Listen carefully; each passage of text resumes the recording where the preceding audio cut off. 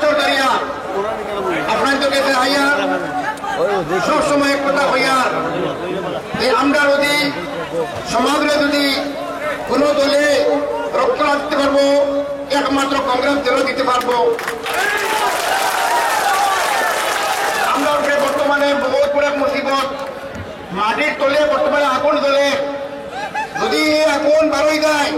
আর পৃথিবী দল আই হয় যে আমরা রাস্তার আপত্তার অখবার পর্যন্ত করা আরম্ভ করে দিচ্ছি। বিগত ১.৫ বছর আগে আসামের পাবলিক ওয়ার্কস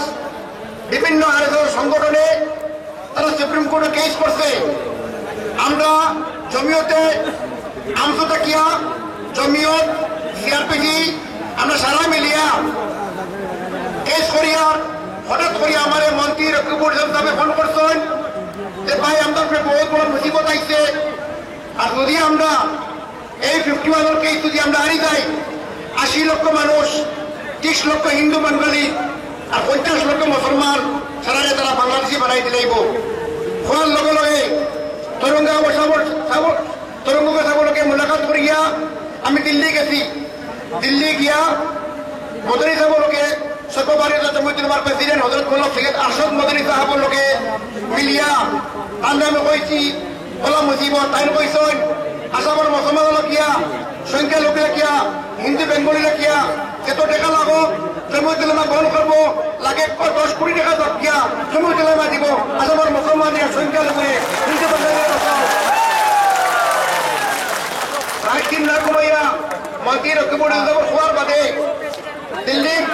হাজি সুলতান সাহেব আমরা আমসুর সারা হুকুমতা লইয়া কলকাতার জিম্মাদার লইয়া আমরা কেস ফেলাইছি। আসাম দেখিয়া কংগ্রেস সরকার দেখিয়া তারা এখন বলা অপ্রিত ইসলাম দাঁড়ে যে সময় সেন্ট্রাল কংগ্রেস সরকার আসিল জজের কোনো মাল পাঠিয়েছেন না। এ সময় সেন্ট্রাল আপনার বিজেপি সরকার হয়ে গেছে। এই সময় জজে উঠিয়া আসাম সরকার উকিল হইয়া তুমি চোখ থাকো তুমি বই থাকো তুমি মাতিও না তুমি মাতলে রাখে আমরা রয়ে গেছি। এর বাদে আমরা লোকালকে সরি সরাচ্ছি সলমান করছি প্রশান্ত ভূষণ ছেলে শান্তি ভূষণ ছেলে প্রশান্ত ভূষণ ফখরুদ্দিন রিটায়ার্ড জজ সারা লইয়া আমরা কেস ফেলাইছি।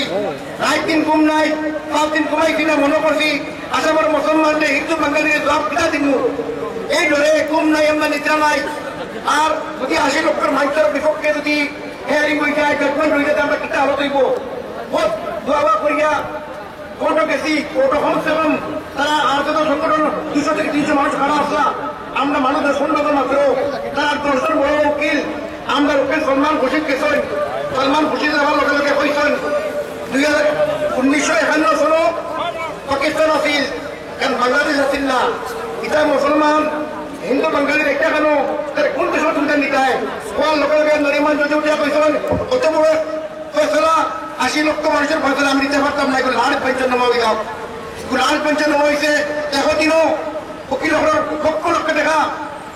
আমরা ফিস দেওয়া লাগছে যা যাইছেন না জমিয়তুল উলামায় প্রায় 3 মেহনত করিয়া লক্ষ লক্ষ টাকা আদায় করছে আলহামদুলিল্লাহ আপনার তো দোয়ায় আমরা আপনার তো হই না কিতা লাগি জানেননি আমরা জমিয়তুল উলামা কোনো পলিটিক্যাল পার্টিরা সমাজের কাম করে কিন্তু আজকে দুর্ভাগ্য আসামের বিজেপি কিতা করে জানেননি আসামের বিজেপি ওখানে কর আসামও এই আমরা ভার ব্যাপার থাকে আসিল না একমাত্র ইউডিএফ দল আমার কারণে বিজেপির অস্তিত্ব হয়েছে ভাই এখন একমাত্র আসামও বিজেপির অস্তিত্ব ইউডিএফ দলের কারণে হয়েছে। আমরা দুর্ভাগ্য বর্তমানে আমরা ইউডিএফ দল একটা খাস শত্রু রয়েছে ভাই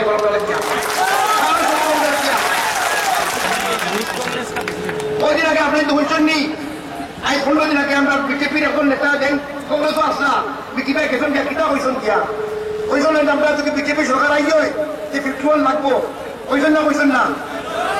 ভাই 51 যদি আই হয় মনোকর বানানি তারা বিজেপি যদি আই হয় আমরা সরকার ভবিষ্যৎ অন্ধকার হইব আমরা ঘর বাড়ি ছাড়া লাগবো তারা আমরা বাংলাদেশি বানাইয়া মাটির মেরাজ থেকে লইয়া আমরা অস্তিত্ব শেষ হয়ে যাব ভাই এখন এখানে তারা স্বতন্ত্র করে হঠাৎ করে আজকে 20 দিন আগে আমি 12 মার্চ দিল্লি আসলাম। আমার মন্ত্রী সাহেব ফোন করছেন দেখুন লাল বেঞ্চ কেস আসিল 5 বছর বাদে হিয়ারিং হইতো তারা বিজেপি ষড়যন্ত্র করিয়া তারা সেন্ট্রাল থেকে আবার কেস করে তারা এখন হিয়ারিং শুরু করেছেন যে কারণে আজকে বিজেপি লিডার করে মাতিরা যে আমরা 51 আবার আনতাম এই যদি 51 আইকে ভাই এখন তারা প্ল্যানিং করে দিয়ে পৃথিবীর সরকার হওয়ার বাদে তারা অ্যাসেম্বলি রাখবো, অ্যাসেম্বলি সংসদ ফাঁস হওয়া লাগবো, ফাঁস হওয়ার লগে লগে তারা সবার আগে 51 আনবো, সবার আগে 80 লক্ষ নয়তো ঘটো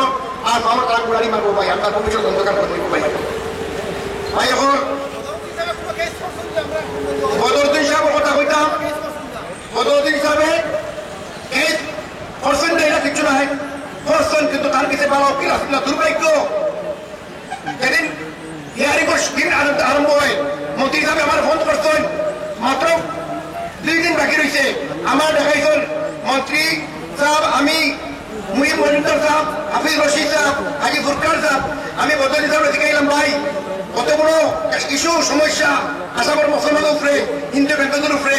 আপনার উকিল এখানো কইলাম আমার সিনিয়র জুনিয়র উকিল আছে, সিনিয়র উকিল নাই। আমি কইলাম মন্ত্রী সাহেব কইলা আন্দ্রে ফোন করিয়া কইছিল আমার মন্ত্রী সাহেব, মন্ত্রী সাহেব রেখো তার সরম করে জানি তার যে উকিল নাই বলা উকিল কাজে কইছি আপনার উকিল নাই কিনা 8 লাখ টাকা লাগে। আমি কইছি আপনার যখন সময় 20 কোটি টাকা খরচ করে আপনার 8 টাকা লাগে, আমরা 8 লাখ টাকা লাগে, আমি ভালো উকিল আসতে পারছেন জানি কমসে কম আপনি এই যে হিয়ারিং বই একটা লাস্ট জজমেন্ট এর আগে আপনি দেখবেন একটা উকিল তখন হলে না কিতা লাগিয়া এর বাজে তাই কোনো জবাব দিতে পারছেন না। তাই হোক আইন এখন কৃষ্ণমণি উকিল দেয়, কৃষ্ণমণি দেখা যায় আমাদের অপোজিশন পাবলিক ওয়ার্কস হইয়া কৃষ্ণমণি খেলাই দিচ্ছে, এই কৃষ্ণমণি খেলালে তাই কৃষ্ণমন্দিরে রাখা গেছে না, তাই হোক তাই লাস্ট উকিল রাখছেন তাই। কিন্তু মধুর ভাগ্য তাই যে ইস্যু বানাইয়া বিদেশির ইস্যু বানাইয়া ত্রিপুরার ইস্যু বানাইয়া তাই এই ইউনিয়ন দলকে আইন করছেন, আমি গেছে কমসে কম 5টা উকিল সরকার হইতে ভাই কথা নাই তার লক্ষ্মী রাস্তা না ভাই একটা উকিল আসন তাই। 2 নম্বর মাত হইল এই বিগত 7 মাস আগে সবাই তোমার অফত কিয়া তরঙ্গ বসাবো কিয়া মিলছি আমরা, ওই তরঙ্গ হিসাব এই আসামর ত্রিপুরার যেগুলো 3 লক্ষ ফসল কিয়া তার ত্রিপুরা যার ভোট দেওয়ার অধিকার নাই, 10 বছর যারা ভোট দিতে পারেন না তারা ভোট দেওয়ার অধিকার দরকার। তরঙ্গ হিসাবে আমরা জমি তোমার আশ্বাস দিচ্ছেন, ওই জন্য আমরা কাম করবো, আমি সুপ্রিম কোর্টে আমি বলা অপ্রিয় দিব তোমার লাগিয়া দেওয়ার লগে লগে 7 মাস ধরে টাইম ফাইট করাইয়া বিগত 15 দিন আগে কইছেন তারা তারা ডি রাখি গেছে, ভোট দিবার অধিকার নাই, তারা হালকা দিকে তারা প্রমাণপত্র দেয় তারা ভোট দিতে পারবো, ভোট দিতে পারবো। তাই এখন এ কারণে বিগত 5টা লোকসভা ইলেকশনও আপনাদের দেখবেন 5টা এমপি সিট হার রাজ থাকে এই বিজেপি গেছে, বিজেপির অস্তিত্ব হয়েছে। এ কারণে ভাই এখন আমার অনুরোধ আপনাদের কাছে আল্লাহর ওয়াস্তে এবার আপনাদের একটা ভোট যদি আপনাদের যদি নির্দলীয় দিবা দিবা মনে করেন যদি আপনাদের এক ভোটের কারণে যদি বিজেপি আসাম আইকে যদি মনে করবা আল্লাহ আপনাদের মাফ করতো না, আর যদি এক নিয়োগ করেন যদি ওখান যে আমি এক ভোট দিয়ে বিজেপি আইতো নাই আর একটু না ইনশাল্লাহ দেখবো ইনশাল্লাহ এই দুনিয়াতে আপনাদের সৎকার জারিয়ে রাখবো আর মারামারি সৎকার জারিয়ে রাখবো ইনশাল্লাহ। বিজেপি সরকার আইব আমি একটা ক্যালকুলেশন দিই আপনার তোর একটা খালি মাসে বক্তব্য শেষ করো ভাই যদি কংগ্রেসের 52 ভাই ইউটিউবের লিখুনি ভাই এগুলো হকা চাই হয়তো নাই তুমি ডিপোজিশন কিনা বনবাই আজকে তুমি হিন্দুরে আগলা করে মুসলমানদের আগলা কিতালি করে আমরা এই দেশের প্যার মহব্বতে ভাইচারে কি এগুলো হইতাম তুমি হিন্দু আর মুসলমানদের কিতালি কি পাঠিয়ে রায় যে দেশ সন্তান দেবর আর আমার কবির দেশ এই দেশের কিতালি পাঠিয়ে আমরা যারা প্যার মহব্বতে হইতাম আমরা আর ইনশাল্লাহ দেখবা ইনশাল্লাহ এবার কংগ্রেস সরকার আইব আর তাই ডিপুটি বলতে পারতাম না ইনশাল্লাহ আপনাকে ইনশাল্লাহ কাকু দেখি সকাল থেকে বিকাল পর্যন্ত গাবে গায়ে বাক্কা করে করে কি আপনাকে ইনশাল্লাহ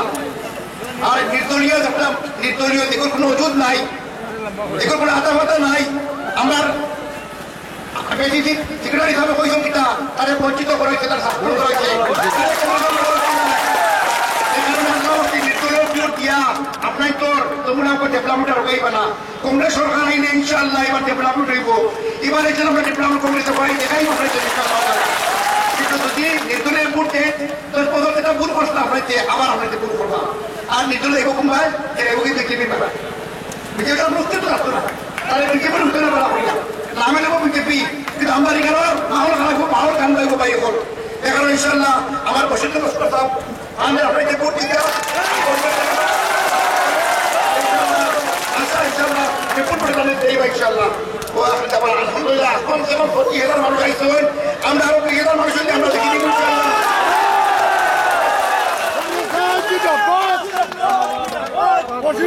জিন্দাবাদ জিন্দাবাদ সময় হয়েছে সভাপতি বাঁচানোর সভা ভঙ্গ